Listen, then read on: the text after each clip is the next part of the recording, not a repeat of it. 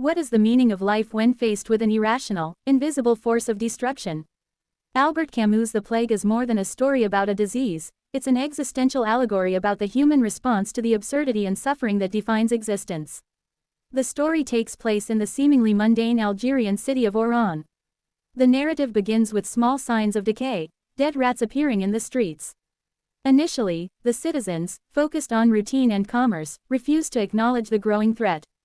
But soon, people start dying from a terrible fever, and the city administration, in a moment of panic and denial, seals Oran completely. Life becomes an absolute quarantine. No one can enter, no one can leave. Separation and solitude become the defining conditions of life. Responses to the crisis. The central figure is Dr. Bernard Roux, who immediately understands his moral duty, to fight the plague simply because it must be fought.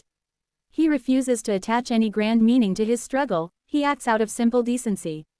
The novel then examines the varied reactions of those trapped. Jean Taru embodies solidarity, finding meaning not in belief, but in ethical action and fighting the plague, alongside Roux. Father Panelou, the Jesuit priest, attempts to interpret the plague as divine punishment, but his faith is shaken and transformed by the sheer meaningless suffering. Conversely, Cotard thrives in the chaos, finding freedom in a world without rules.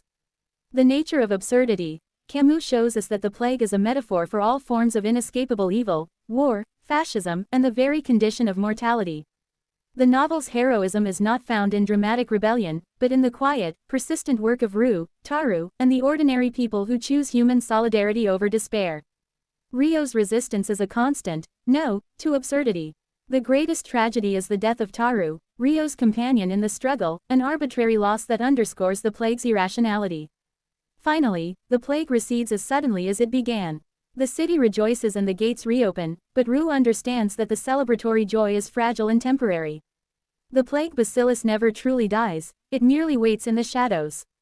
Camus leaves us with a profound realization. The world is fundamentally indifferent, and the only true defense against the constant threat of absurdity and suffering is unwavering human decency, clear-sightedness, and a commitment to action.